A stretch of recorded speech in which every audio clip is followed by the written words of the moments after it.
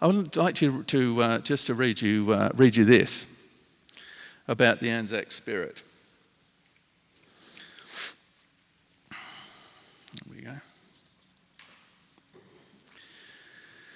Working together in the otherwise solitary bush, habits of mutual helpfulness arise, and these elicit gratitude, and that leads on to regard. Men under these circumstances often stand by one another through thick and thin. In fact, it is a universal feeling that a man ought to be able to trust his own mate in anything. That was written by Alexander Harris in Settlers and Convicts in 1843. So it's 70 years before Gallipoli. They were writing about the ANZAC spirit. They were writing about what it was to be an Australian. And Henry Lawson wrote about this. All his stories and poems, his famous stories and poems, are written about the quintessential Australian, long before Gallipoli, where he writes things like, "They tramp in mateship, side by side, the Protestant and the Roman. They call no biped lord or sir, and touch their hat to no man." It's a form of democracy that is quite unique because Australia is a very young country, and the way it has evolved is the ANZAC spirit was there long before the ANZACs. So my question is it still exist?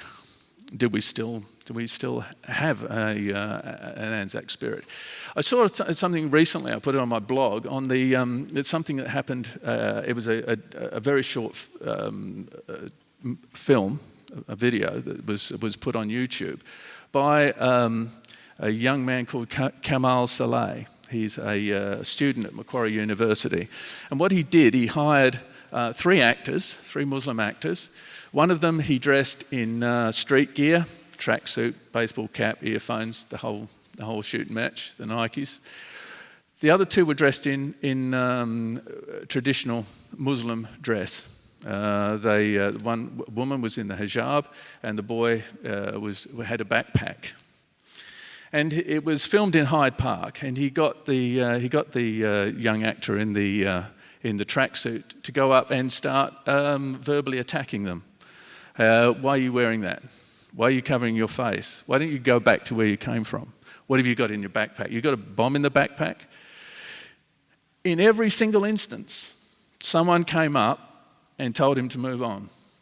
And this was something he really didn't expect. In every single instance, someone said, leave them alone. They can wear what they want. This is Australia. It was men and women. So there was women with kids in prams who would just come up and go, hey, leave them alone. And I think it's one of that spirit is still alive today. When I was naturalised a few years ago, I remember going along to the citizenship ceremony, and they give you the thing. They give you your citizenship card and your little Coles bag with your number 30 plus sunscreen.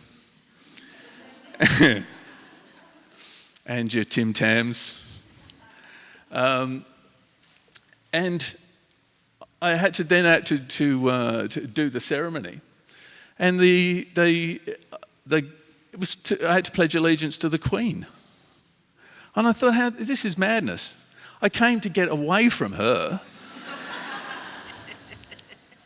I came to get away from all that class consciousness in England. I came to get away from England.